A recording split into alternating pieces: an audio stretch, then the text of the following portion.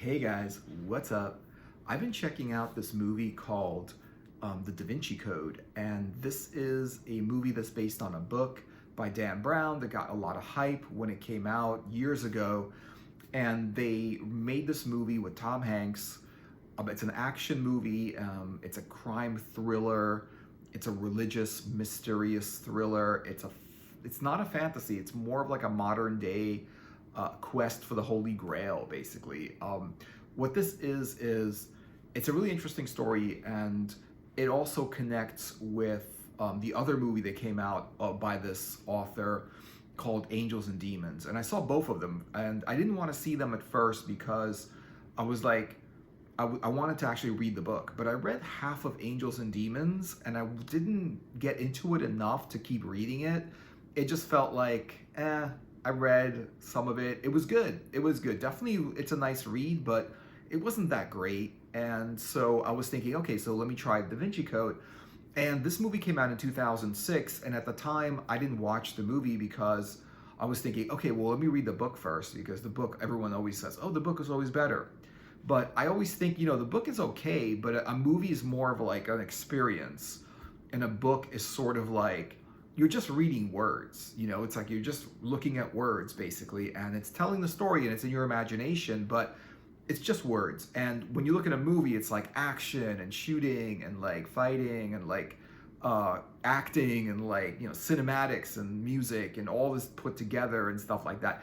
It makes just a more of a livelier experience. It's just more for the senses. It's like maybe a book can tell a story that a movie can't, because a book has 350 pages that you can read a book for hours, in this one story. But a movie's like 2.5 hours, that's the story. Whatever we can do in 2.5 hours, that's how we're going to tell the story. So that's the thing about books, is they just tell more of a story, but it's not necessarily a better experience. Some books, yeah, but I think that with some books that are better than the movies, just because the movies aren't that great, and they weren't able to take the content from a book and actually make it into a movie.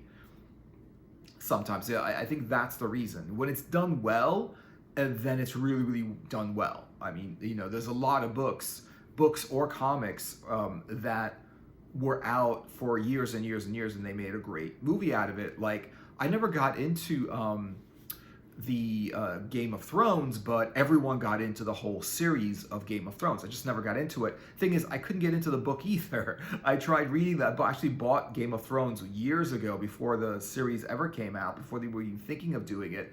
And I read a little bit into it, a few chapters, but I just couldn't get into it. And I just couldn't get into the series either. So what's interesting about Da Vinci Code is pretty cool, written by Dan Brown. It was a story with Tom Hanks, and I think that anything Tom Hanks is in is going to be a good movie. Partly because Tom Hanks makes it a good movie, because he's an amazing actor and everything he does is great. All the way from Big to like Forrest Gump. I mean, he could play everything. He played Big, which was like a kid in an adult's body. He played Forrest Gump, which was like this guy who was a little bit, kind of on the dopier side, but still was a great character. I don't know if it was for whatever reason. I guess he was a little bit disabled, but still, he played it really, really well. You were convinced that he played this like sort of like disabled character who can do stuff, who can achieve things in life that most people like don't do. And Forrest Gump, so he did this. He played the role of Robert Langdon in the story. What's really interesting is like how it starts, and what I like about the movie mainly is, well, not mainly, but like one of the things, because there's a lot of different things that they put together to make this a good movie. And one of the things I like about this movie that they did was they took they did a lot of interesting things in this movie. They basically did a lot of like plot twists, and so you don't know what's actually happening in the movie throughout the movie. It's not like they laid out the map for the rest of the movie and you know what's gonna happen and they just like play it out. They don't. There's a lot of plot twists. Things change. Things that you think are happening aren't happening. Things that you think are gonna happen don't happen. Things that you don't know are gonna happen happen. Good characters turn bad. Bad characters turn good. People that are on your side turn against you. People are against you turn on your side. It's really, really interesting. But the main thing I got from the movie was, if you're gonna like sort of like summarize it as to what kind of movie this was a modern day quest for the Holy Grail, because the whole Da Vinci Code was where there were a lot of different codes and things that this guy Robert Langdon was trying to figure out. And the reason they got him was because he was this professor. He wrote this book about the symbology throughout history, or whatever, symbolism of religious symbolism. He was an expert at history, religious symbolism, a lot of these little things that a lot of people don't know anything about. Especially, he was also expert at lots of old religions and how the actual stories actually happened, and how they're different from how we think those stories happen, how those stories are told today. Like a lot of people know the stories, the old religious stories that were told today, the old history stories that were intertwined with religion, the people that were part of that story. It was a lot of the whole Christian religion. There was the painting of Jesus Christ, The Last Supper by Da Vinci was in there, and they were deciphering it, and they were like looking at it like it was a code, and it was actually a code. And what the code was doing was, it was showing people the way to the hidden location of the Holy Grail. And the Holy Grail was basically what everybody was after, but you don't know this until about an hour into the movie. I think the movie's about 2.5 hours long. You don't really know what the hell's going on, and the main character doesn't know what's going on. It's really interesting that the main character is like, what the hell is going on? Because things are happening and no one is like saying anything. Everything is on the down low. There's secret societies. There's people inside the church who are part of those secret societies that work for those secret societies. There's people in the police that work for secret societies, and their agenda is different than maybe what the overt agenda of those societies are. So it starts off with, there was a murderer, basically, and he's hunting down these people that are part of a secret society that went all the way back 2,000 years ago into the beginnings of Christianity. And it turns out that this secret society has something to do with the Holy Grail. They know the location of it, or they don't really, or they're hiding the location. But they think that if people find out the actual story and they see what really happened back then, people will lose faith in the church, and therefore the church will lose power. It's really interesting. And it's also a story about faith and belief and that kind of thing, and what people think is right and what people think is true, right? And so if you look at the story of the Holy Grail, it's kind of like that. There's like, if you look at the old King Arthur story, the Holy Grail, people are after this Holy Grail, this magic chalice that is supposed to give life. And as they quest for it, as they try to find this magic chalice, they go all out and they end up like getting killed and dying. And like, there are certain people in the story that are hiding the location of the Holy Grail. Other ones are seeking the location of the Holy Grail.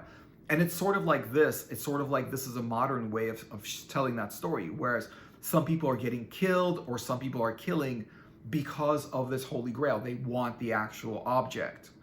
Or some people want it found. Some people don't want it found.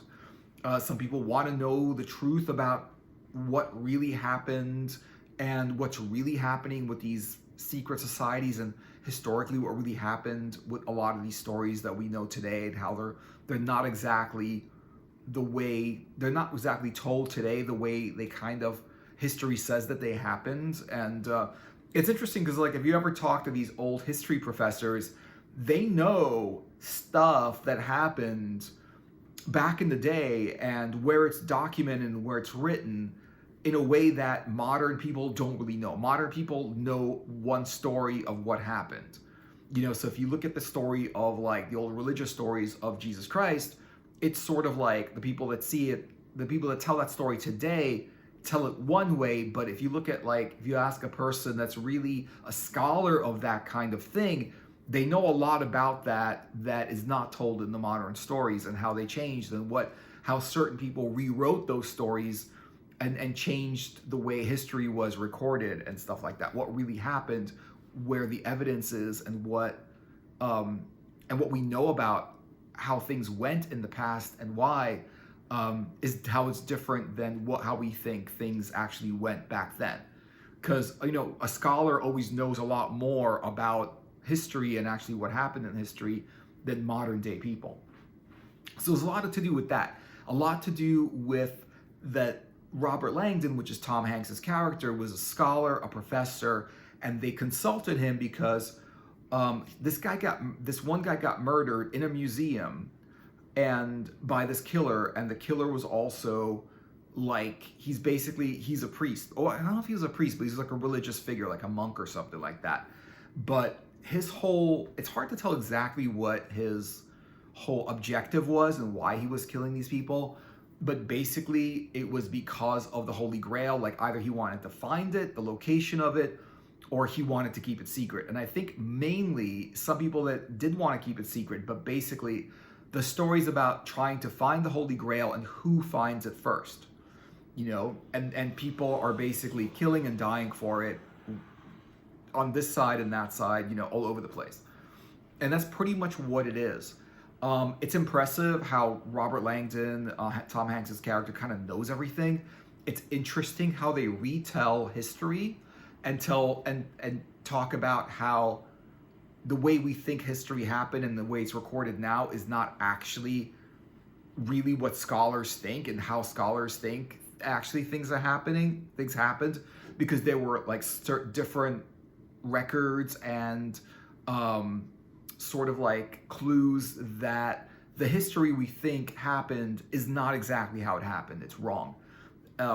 It's not exactly how it happened, because what happens with history is that it happened a long time ago, and things get told, but then, like, as things get retold and things get rewritten and things get translated in different languages, a lot of things start to change. Like, that's why, like, if you say something to one person and they say that to the next person, and then the next person and the next person, if you do that for 20 people, by the time it gets to the 20th person, it's a different thing than it originally started, that it was told, right? So you say so, it's called the game of telephone, which basically, like, you say something, a phrase like Molly eats blueberries, and by the time it gets to the 20th person, the phrase is completely different, and it could say something like strawberry fields forever or something like that. Because little by little, things get, as someone hears something and says it, they change it a little bit. Not maybe consciously, maybe not consciously, but they change it a little bit. They think they hear one thing, so they say it, and therefore it changes, and it's like, it becomes a different thing and a different thing. That's why, like, stories that are retold and retold and retold, eventually they change form, just like any story that's retold. If you read a story and then tell it, and then retell it and retell it, it changes what it is.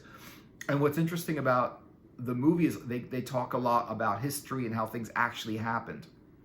Now, is this the way things actually happened, or is it just part of a movie? Did they do research about it to find out whether this is true before making the movie? I don't know. But it is interesting, and it is an interesting concept that history gets retold, but because it gets retold so many times, it's inaccurate. It tells you the vague ideas of what happened, but not exactly. And lots of things get changed and lost in translation and lost and retold and retelling the story. So it's that. So basically, it's an action movie. It's a crime thriller. Like, you don't know who's killing these, like, people. And right away, what's interesting is that, like, first, Robert Langdon, Tom Hanks's character, gets called to Italy because they think that they want him to help. They want him to help them solve the murder. But what happens later is that somebody, like, contacts them and tells them, no, they think he committed the murder. And that's why they asked him to go over there, because the guy who was killed pointed the finger at him, and he doesn't know why. And now he's stuck in this situation where he's basically like they think that he committed a murder. He's being accused of murder, and the only way to to prove that he was innocent is to decode the message that the dying person, the person who was killed, actually said. And it goes from so he decodes this message, and then it points him to one direction, another direction. First it points him to a painting, and then that painting points him to another painting in the museum. And little by little, clues after clues, like one thing after another, he just follows the lead. He has to basically decipher this code, decipher this kind of puzzle to find out, to get behind what really is happening, because that was the only way to prove that he was innocent of committing this crime. And on top of that, he figures out, and he talks to other people that are scholars and are kind of in on it. He finds out and figures out that this is all actually has to do with these people who are looking for and hiding the Holy Grail, which is like the most coveted artifact of all time, said to have magical powers, said to be able to restore life to people. According to the King Arthur stories, like that King Arthur either did or thought that by drinking from the Holy Grail, he would basically regenerate and regain his life somehow, or would have some kind of magical restorative qualities by drinking from the Holy Grail, the cup of Christ. And so that's interesting. And I think that's the most interesting part, because it goes into the whole story behind it. What was the Holy Grail? What was the whole, what was it? Who was behind it? What does it mean? What was the actual story of the Holy Grail? What is it really? Is it really King Arthur, or was it really an actual artifact? Was there an actual story behind it? What was going on? Who are these secret societies that are hiding its location, that hid it somewhere? And who are these other secret societies that are looking for it? Because people basically, according to the story of the Holy Grail, they thought it was the cup of life, that they were going to drink it and never die, because it would just give them immortality, or at least it would give them like more of an extension of life, or another lifetime to be alive, by drinking from this Holy Grail. And so that's interesting. And it's interesting how it starts out as a murder and turns into this one guy who's trying to figure out what the actual puzzle was, what the actual mystery is, what's actually happening. And he does it through deciphering codes. And I think that's part of why it's called the Da Vinci Code, because it's got a lot to do with Da Vinci's painting of the Last Supper, and the scholars that understand how to read that as symbolic code. And basically, if you look at these paintings, you get the hints and clues as to where the actual cup of Christ, the actual Holy Grail, is located. So that's really cool. And I didn't expect that. I didn't know what the Da Vinci Code was going to be about. I didn't think it was going to be about. It starts off as a murder story, and then it becomes the quest of the Holy Grail in a modern take. And I think that's brilliant. I think it's genius. I think it's great that Dan Brown figured out this story can be retold in a modern setting, because the last time the story was told, it was medieval King Arthur. It was like a medieval fantasy story.